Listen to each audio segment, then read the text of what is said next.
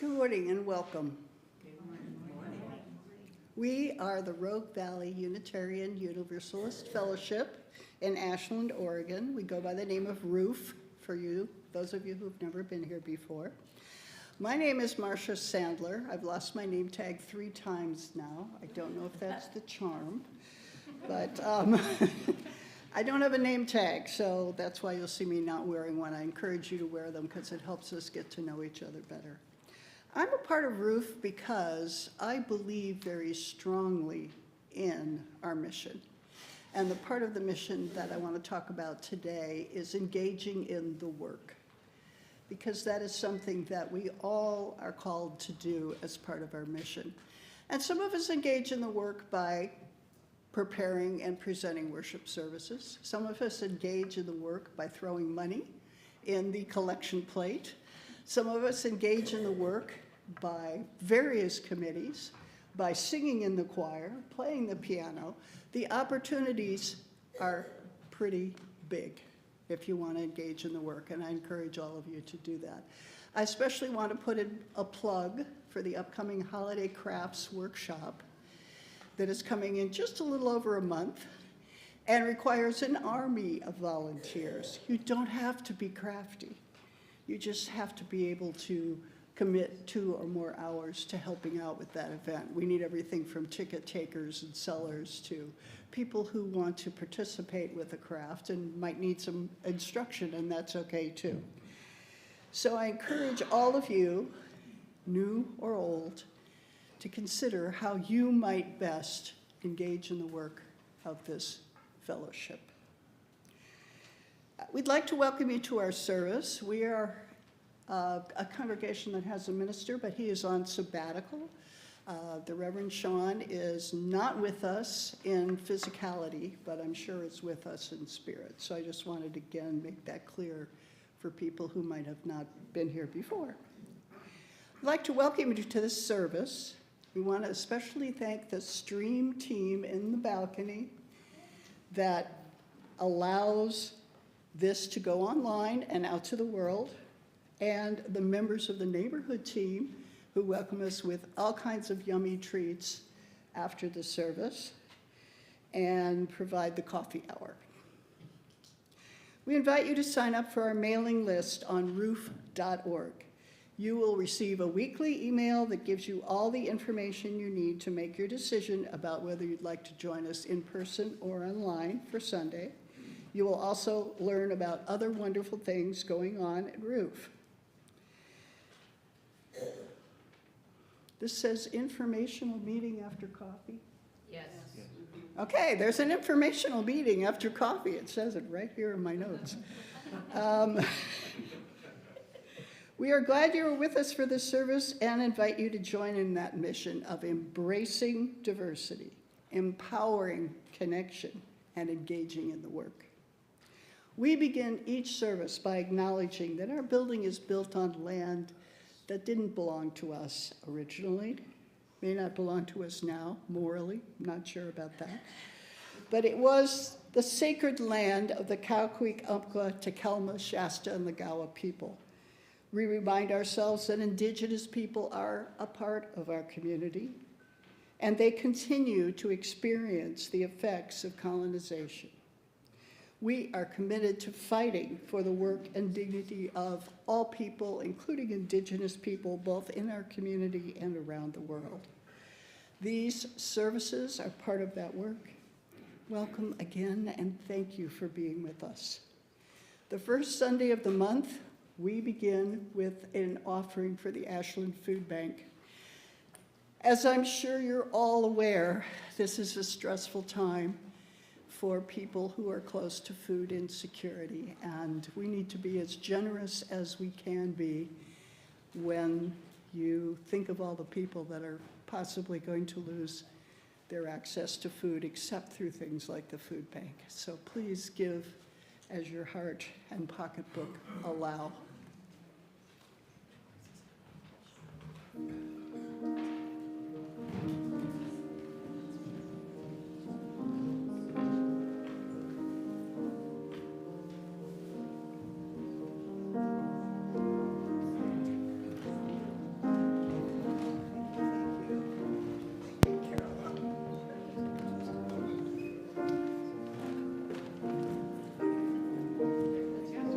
Marcia, that was beautiful.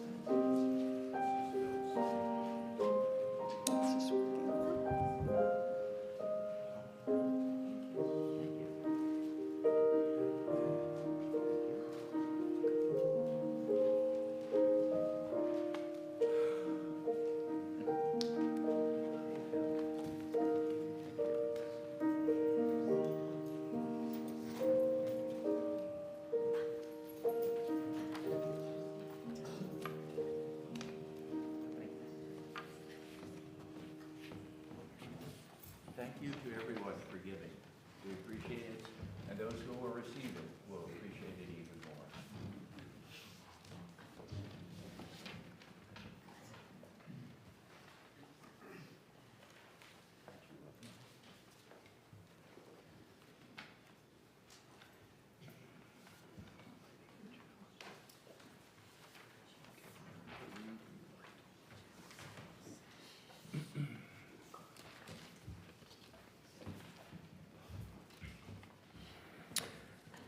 Good morning.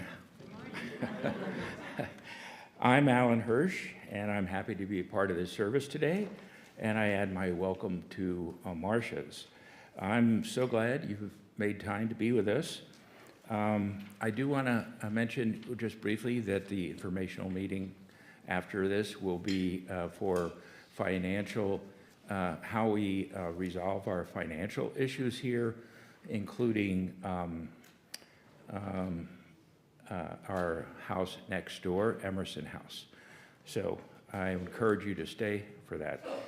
I just have to start with this, and that is, I have to thank Julie Crooks, who spent 4 hours with me of her own time, helping me prepare. This is my first rodeo, and it's and unpaid 4 hours. And so if this comes out well, you can thank her. If it doesn't, it's all me. Okay, I do want to point out that while we celebrated Day of the Dead, or Dia de los Muertos, last week, today is actually Day of the Dead. So we light our candle, symbol of Unitarian Universalism, with words adapted from Reverend Jude Geiger, who's a Unitarian Universalist minister in the New York area. And it's entitled, "Teach Us to Remember Our History." In our nation's life, we pause to remember the lives lost from the European colonization on what is now our soil. Teach us to remember our history. May we develop new ways of relating to neighbor and stranger without violence or coercion, deceit or greed. Help us to find a sense of humility where we have privilege and strength where we face oppression. In our struggles, we may learn compassion. As a community of faith, may we be a safe harbor. In a world that is often harsh toward indifference, challenge us to use our presence as a healing force for justice and equity, knowing that many people are still left behind and the work is just as pressing as ever before.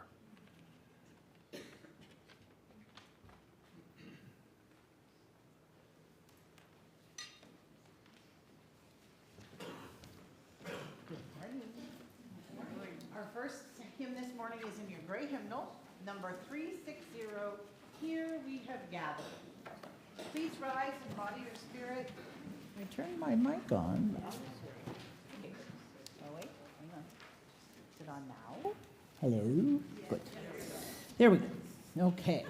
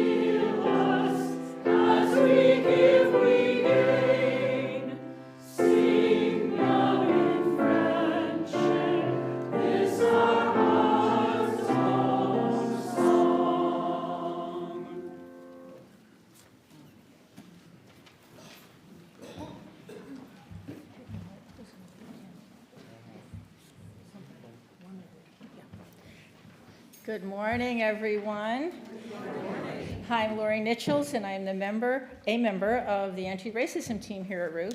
And I would like to share a story about my mother, who was a Spanish teacher and loved the Latino culture. Back in the 1960s, she was hired at a mostly Puerto Rican elementary school in Norwalk, Connecticut, to teach English as a second language in a kindergarten class. It was only a one-year grant, and she was thrilled to have this opportunity. Once the school year began, she noticed the Spanish-speaking students' parents never came to the PTA meetings, so she investigated why. Turned out, the Spanish-speaking families did not feel comfortable attending because no one spoke Spanish besides my mother.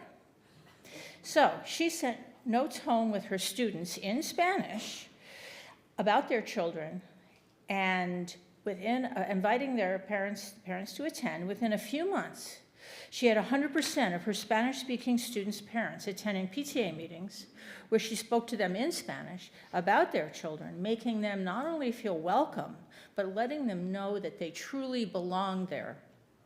For years afterwards, she heard from some of those families, even though the grant was not renewed. It was the highlight of her teaching career. Mom not only taught me to honor and respect all other cultures, she lived it.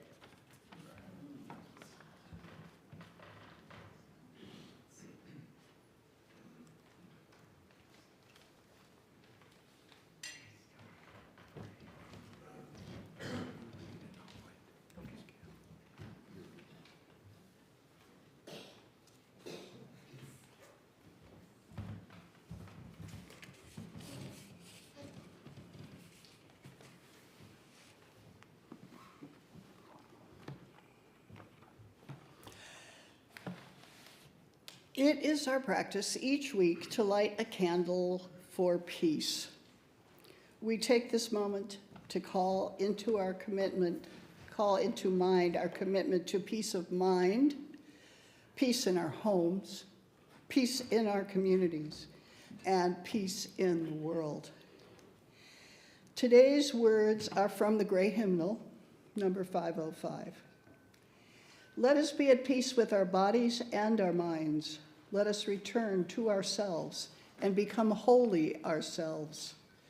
Let us be aware of the source of being common to us all and all living things. Evoking the presence of the great compassion, let us fill our hearts with our own compassion towards ourselves and towards all living beings. Let us pray that we ourselves cease to be the cause of suffering to each other. With humility, with awareness of the existence of life and the sufferings that are going on around us, let us practice the establishment of peace in our hearts and on earth. Amen. Teach, not Han.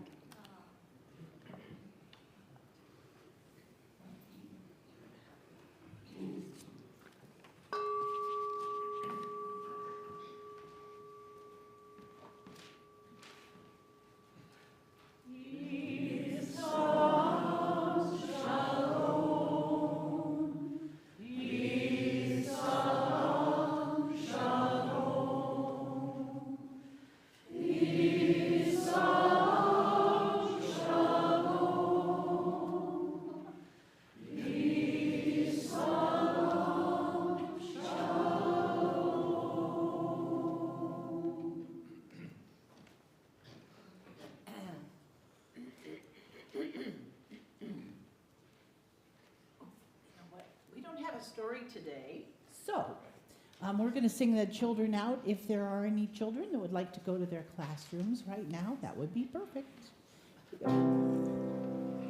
May our minds be open to new learning. May our lips bring truth into the world. May our hearts know love and our hands do the work of justice as you go your way in peace. As you go your way in peace.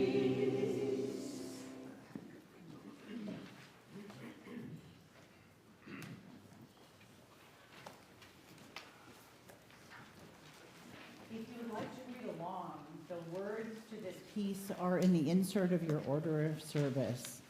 This piece was written by Esai Barnwell, and she is, well, she's retired now, a member of Sweet Honey in the Rock, which many of you know is a powerhouse group of women, African-American women that have been really significant in some of the pieces written for freedom and justice.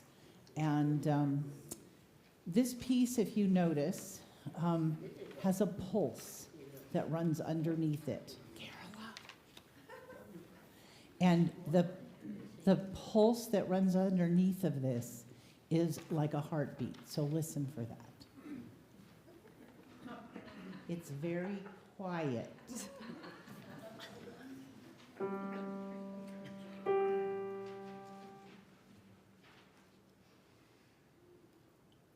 Would you harbor me?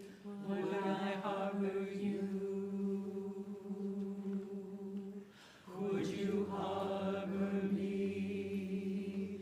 Would I harbor you? Would you harbor a Christian, a Muslim, a Jew, a heretic, convict, or spy? Would you harbor a runaway woman or child, a poet, a prophet, a king? Would you harbor an exile or a refugee, or person living with AIDS? Would you harbor a Tubman, a Garrett, a Truth, a fugitive, or a slave? Would you harbor a Haitian, Korean, or Czech, a lesbian, or a gay? Would you harbor a Christian, a Muslim, a Jew, a heretic, convict, or spy?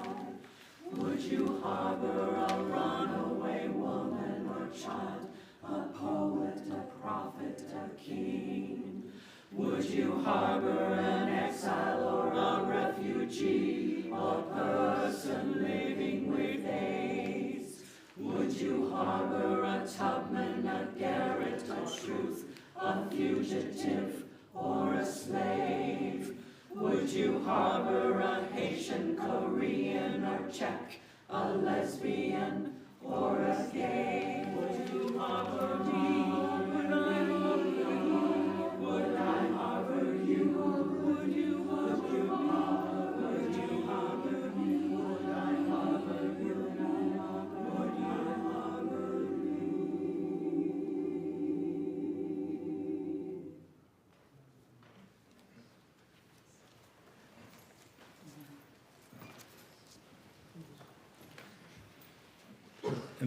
I'd like to offer a few words for you to think about as you listen to our speaker's presentation in a few minutes. They're from Edward Everett Hale, a Unitarian minister who lived from 1822 to 1909. I am only one, but still I am one. I cannot do everything, but still I can do something.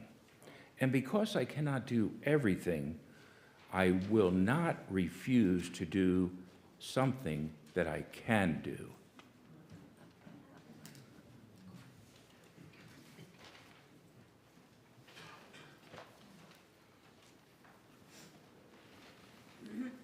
Please join me in our centering song this morning. You can remain seated. This is number 155 in the gray hymnal. You'll see that there are 3 stanzas or 3 parts. The melody, it says so, is the second line. So if you read music and you'd like to sing another line, feel free, that would be lovely. But the choir is going to sing the top line and the bottom line while we all sing the middle.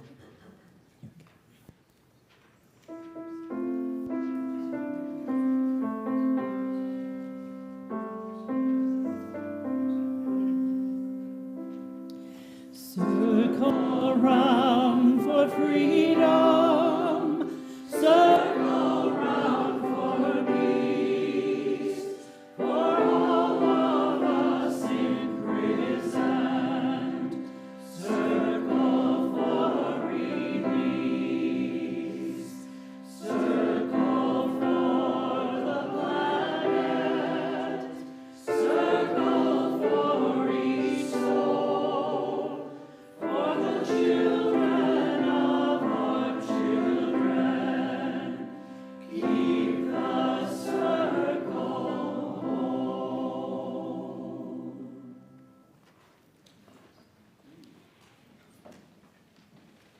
So what we're going to be talking about today involves immigration, the plight of the Latino community here in Oregon, empathy, and action. And before we hear from our speaker, I'd just like to read a writing from Pat Mora, an American poet and author of books for children and adults. And she's a native of El Paso, Texas, and her grandparents came to the city from northern Mexico. And this is entitled La Migra, which is slang for the Border Patrol. And it may sound simply like a children's play, but you'll hear the words and realize it's not simply a play and that children mimic what they see. This is just part of it. La Migra. Let's play La Migra. I'll be the Border Patrol. You be the Mexican maid. I get the badge and the sunglasses. You can hide and run, but you can't get away because I have a Jeep. I can take you wherever I want, but don't ask questions because I don't speak Spanish. I can touch you wherever I want, but don't complain too much because I've got boots and kick. If I have to, I have handguns, I have handcuffs, and oh, a gun. Get ready, get set, run.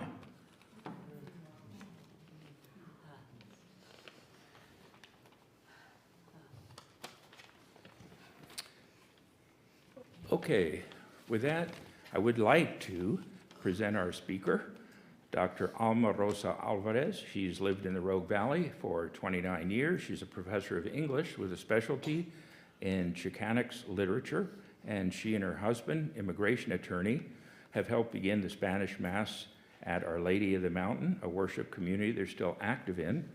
And in the years of living in the Rogue Valley, Alma Rosa and her husband have been members in various community organizations, and I dare say activists, and very effective.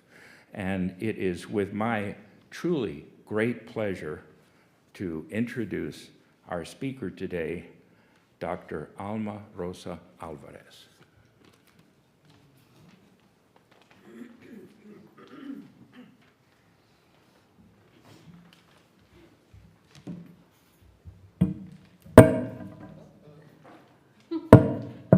Sorry about that. I think it's stuck a little bit. Let me see. There we go.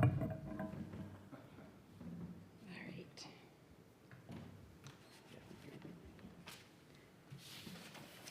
And I believe if we move this up a little bit. All right. I don't know if I can beat Pat Mora. Thank you, Ellen, for, she's one of my favorite poets, actually. And I came up with my phone, not because I'm disrespectful, because I need to keep time. I'm really long-winded, so I'm hoping to keep to the amount of time I was allotted. Thank you for having me here today. I was asked to come here to be able to give a little bit of a synopsis on how the Latino community or the Hispanic community in the Rogue Valley is feeling. And the title of my talk, From Land of Opportunity to Land of Terror, I think captures the feelings that a lot of people in the Hispanic community, not only in the Rogue Valley, but throughout the United States. Beginning slides, but I will make the slide presentation available to you. I did want to say that not all Hispanic or Latino people, of course, are Mexican or of Mexican descent. And all of the different groups, like I met a Puerto Rican lady here this morning, we all have our own particular types of histories connected to our arrivals here in the United States. But I did want to say that the majority of the Latinx people here in the Rogue Valley are Mexican or of Mexican descent. And I did want to share with you that we have had a long-standing labor relationship between the US and Mexico. And essentially, it can be summed up in the following manner. Whenever there has been a necessity for labor, particularly cheap labor, the United States has sought Mexican workers or Mexican laborers. And I have a couple of examples on my slides. So for example, when the Chinese Exclusion Act was passed in 1882, that created gaps in labor, and Mexicans were brought in to fill in. Within my own family, I will tell you that we have many generations of coming to the United States. My great-grandfather came and worked in Chicago foundries.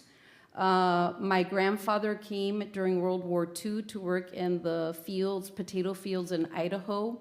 And then my father came in the 1960s, and he decided to stay, and that's why I'm here. All right, so if you wanted to know a little bit about our neighbors here in the Rogue Valley, I wanted to share some of the motivating factors for migration to Oregon. And I included this fun fact. Mexicans have been coming to Oregon at least since 1855. And part of it had to do with, they were the mule packers during the Rogue River Wars. But the railroad also brought a lot of Mexican laborers. And then a lot of the people that you meet today, they came because of agriculture.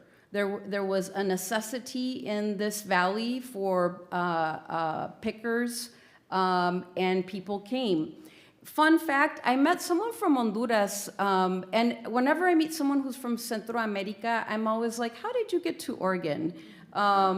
And that person said that there was an ag business that I won't name that had advertised in Honduras for laborers to come and pick here. So there are companies, right, that are soliciting laborers, right, and that's how people end up here. For a lot of Mexicans, they were itinerant. They were migrant farm workers following a host of crops, usually from California to Oregon and then to Washington. But in the 1980s, a lot of those folks decided to call the Rogue Valley home. And they've stayed here and raised children. Reforestation is another business that brings a lot of folks here. If you go to a dinner or a lunch to La Fiesta Market in Medford, you will see groups of young men. They're generally coming here with a work visa, and they are all part of the reforestation business. And so they come here to work as well. And then wildland firefighters is another industry that brings a lot of folks to the valley.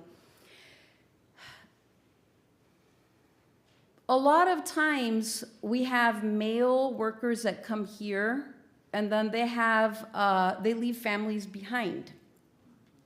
And so some of the motivators for other people that are not meant to come into the valley has to do with family reunification.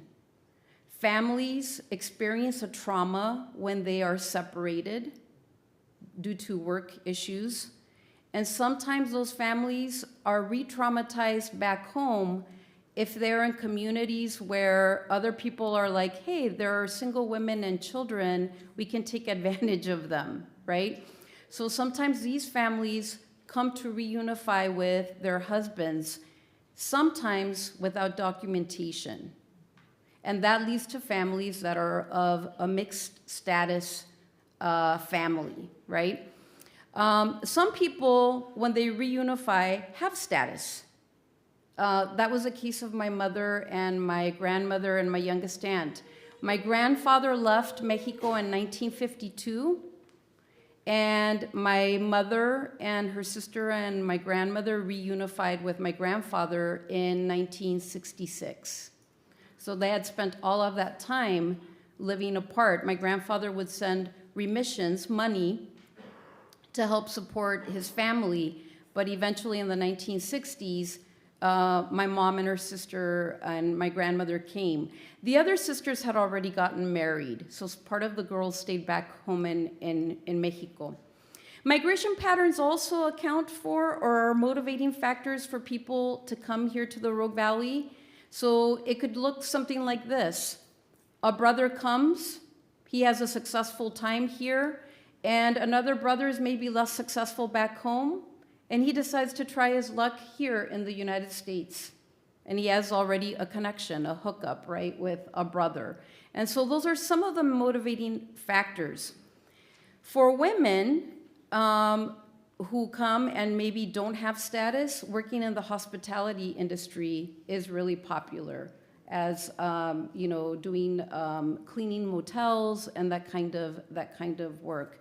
And I'm just kind of glossing really quickly because I want to get to the part of how Hispanics or Latinos are feeling and what you can do about it. But before I get to that, I did want to share some of the policy and strategy changes that have happened in this current presidential administration. So previously, if someone was going to be detained for immigration purposes, it was not okay to detain them in faith communities or spaces, schools, or hospitals. Those were called sensitive locations. But in this current administration, sensitive location policies have ended, okay? Before, you could only detain someone who had been here under 2 years without documentation, fairly close to the border, but the border was expanded to a 100-mile border zone, which means that a lot of our largest cities are now under that sort of 100-mile border zone.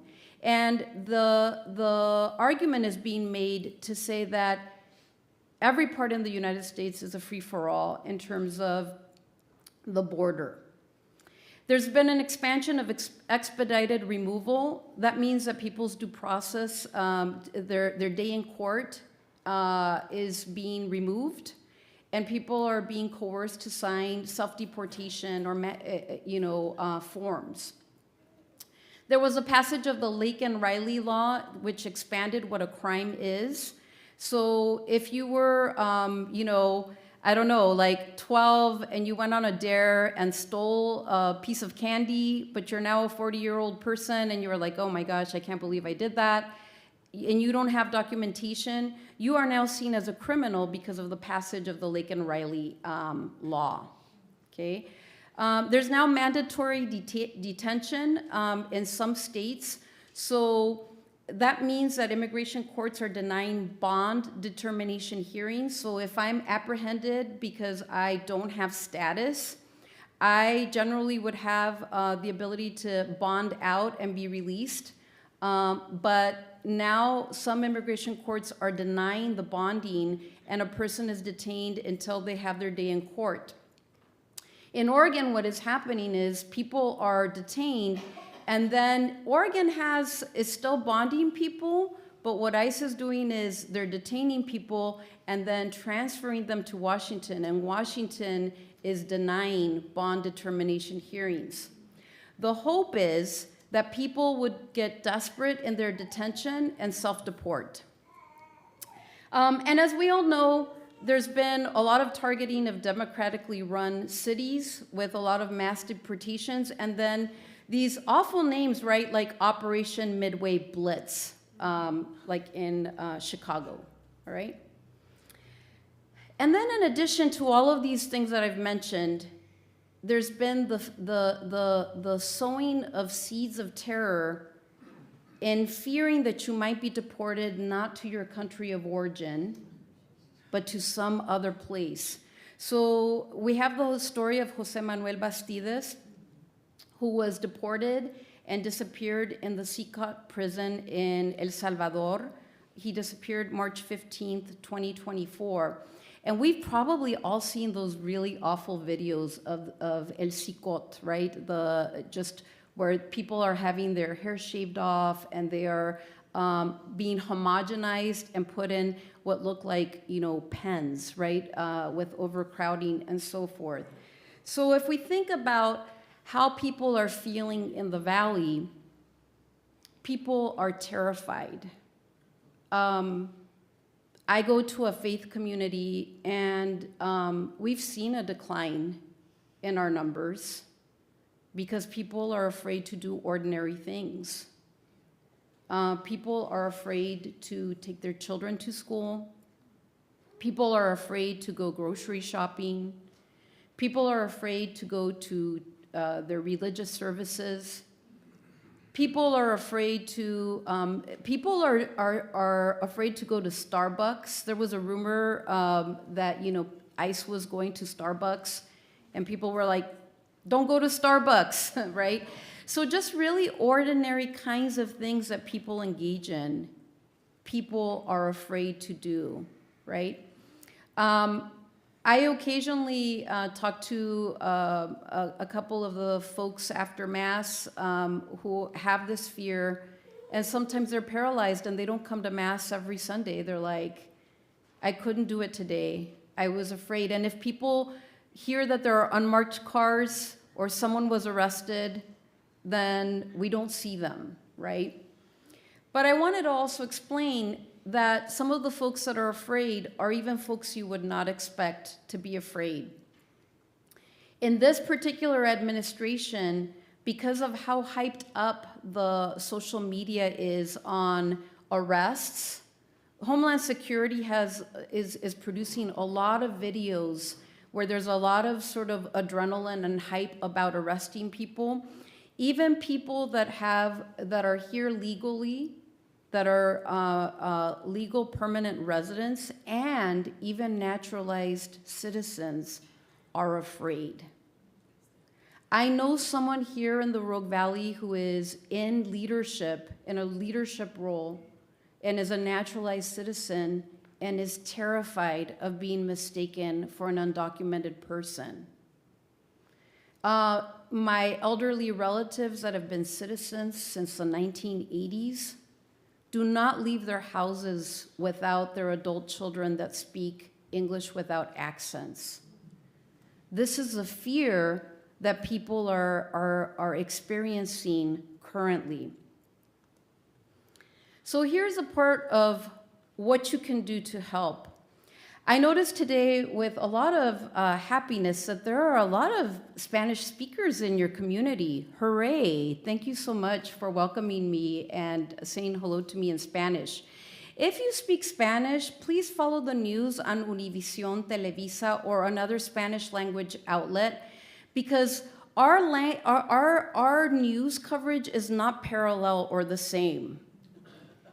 And a lot of times you will get to see what Latinos are seeing that might have them experiencing more terror. And some of you might be like, well, I haven't noticed anything about raids happening lately, but they might be receiving it in these Spanish media outlets. So check that out. And if you're a Spanish speaker, there's potentially something that you would have a type of awareness and then therefore a sensitivity when you interact with Spanish speaking or Hispanic folks, right?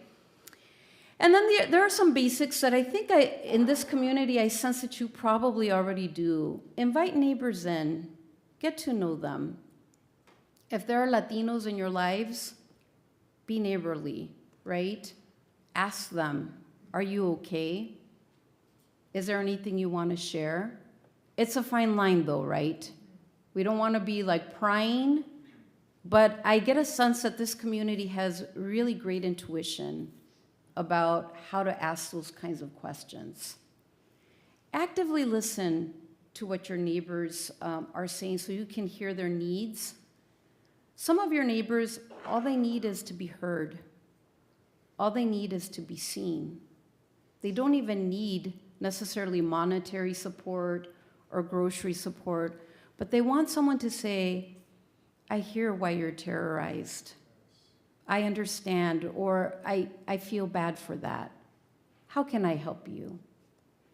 Exchange contact information if your neighbors desire this. For neighbors that are US citizens and who are terrorized about being mistaken for undocumented people, you can suggest for them to get a passport card. It's amazing how many naturalized citizens don't know to purchase a passport card and carry it with them. It's just that extra little bit of protection that they could feel instead of carrying their big certificate that most people usually have, displayed on their wall somewhere, right? Provide neighbors with groceries or meals. This is particularly helpful if we get to the point where there are raids in this community. If we have raids in this community, there will be people that will be afraid to go anywhere to purchase anything. Help neighbors with locating counselors or paying for counseling costs. Our community is traumatized. Some of them are already traumatized by separation, and they came to get reunified with their families, and they are really afraid of separation again, especially if it's separation to El Salvador or to Ghana or to some of these places, right, where people are like, what if they send me to a place where I don't even speak the language, right? Help neighbors with immigration costs. Help neighbors assemble family plans in case they were to be separated from their children that are underage. You could scan materials. You could even help order materials. You could maybe be the in-between contact person for temporary custody while the permanent person comes in so that children don't have to go through DHS. If you are a teacher, supervisor, boss, be understanding when individuals are afraid to show up to school or to work. Watch for unmarked vehicles in the neighborhood and alert neighbors if you suspect a nice encounter. I love what Chicago is doing with whistles, by the way. Do not, though, interfere with an arrest because it could escalate things for people in a really bad way. In Washington, D.C., one of my friends was witness to people being arrested. Shout out, what is your name? So that maybe through social media, people can find out that their loved one, where their loved one has been taken. Okay? You can also document encounters. Be safe about that. There's tear gas. Report ICE activity to Portland Immigrant Rights Coalition. I will share these slides with you, by the way, so that if you want to have the number handy, you can have it in your phone. And then if you feel like our sanctuary laws have been violated, there is a hotline where you could report that. My go-to in this community is to go to UNETE. They're a fabulous immigrant and farm worker support organization. They take donations, but they also take volunteers. And then my next go-to would be the Northwest Seasonal Workers Association. In the last minute that I have, I want to say that there are two other organizations you can contribute to that might not have felt like intuitive places to contribute. And one is Aura, and the other one is the St. Vincent de Paul Society. Why do I mention both of these organizations? They actually work in tandem together. But if, let's say that an undocumented person misses work, most of those jobs don't have PTO. They lose wages if someone misses work. And if they miss wages, they might now have problems paying a utility bill or making rent, right?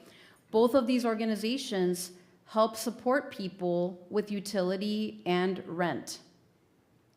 Thank you so much for having me here. Let's work on having a community that thrives, that is neighborly. I suspect that you are already working on that from the feelings I get from your service. And thank you so much for having me here today. I will be in the back for your coffee, donut, or something cakey hour. And I will make these slides available. Thank you so much.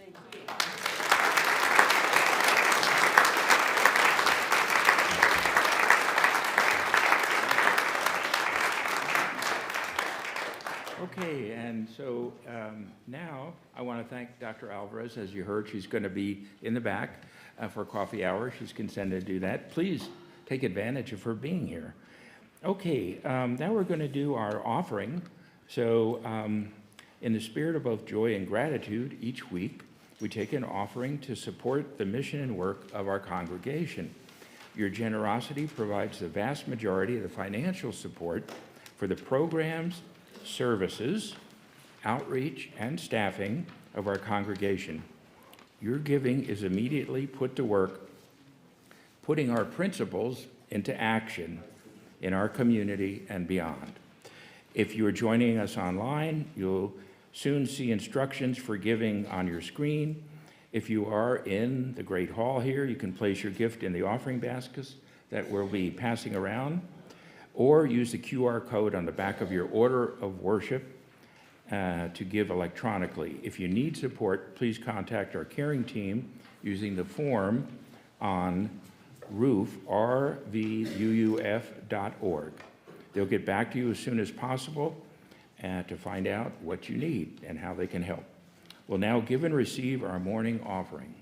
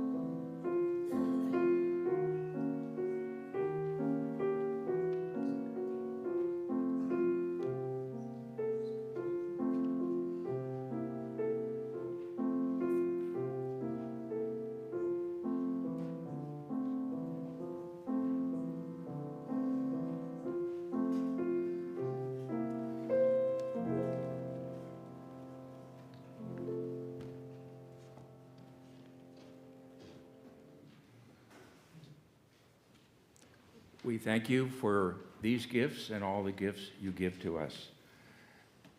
Okay, and now we will have our closing hymn. Our closing hymn today is an insert in your order of service. The choir is going to help you out by singing the first verse and the bridge. So it's going to go like this. First verse, bridge. Second verse, then bridge. We're going to do third verse and bridge again. So 1 bridge, 2 bridge, 3 bridge, out. Please rise in body or spirit. This is a beautiful song.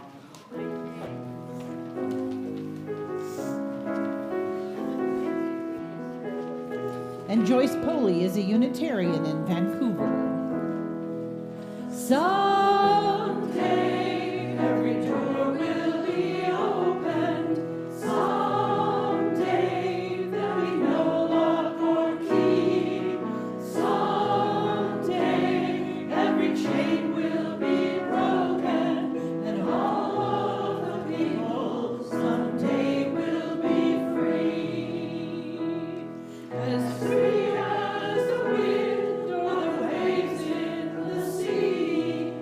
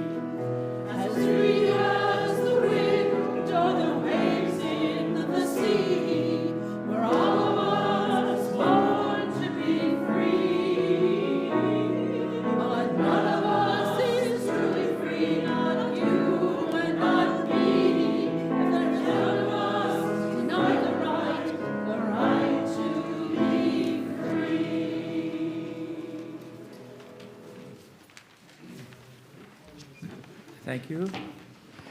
And for our closing words, I have two things I'd like to say. One is from Maria Hinojosa, who some of you may know from Latino USA on PBS. And she did a TED Talk, and she said, "From invisible to visible." As I spoke up, and by the way, her parents were from Mexico, as I spoke up, and in the face of an America that was, frankly, perfectly content with me remaining invisible, I spoke up even louder. And now I point my microphone at voices unheard and narratives untold. And together we tell the stories of the new America that's visible, including Latinos. Let's make them visible to us. And finally, I would like to end with, as we extinguish our chalice, the words of Krish Omara Vinahara, who is an immigrant herself from Sri Lanka, served on the Obama White House as policy director for First Lady Michelle Obama, and in the State Department as senior advisor under Secretary of State Hillary Clinton and Secretary of State John Kerry. Here are our closing words. We welcome refugees, not because they are Americans, but because we are Americans. May it be so. May we make it so in deeds, not solely in words. Amen.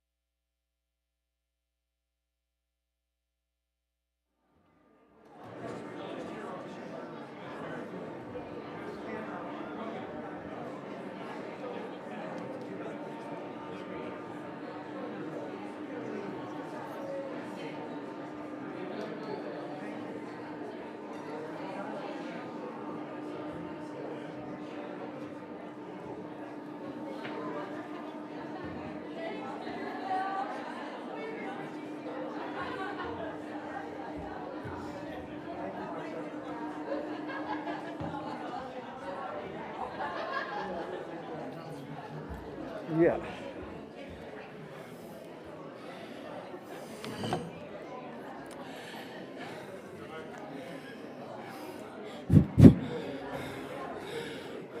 Hi, folks. If I could have your attention for 1 minute. My name is Kenny Anderson, and we're going to ask you to enjoy.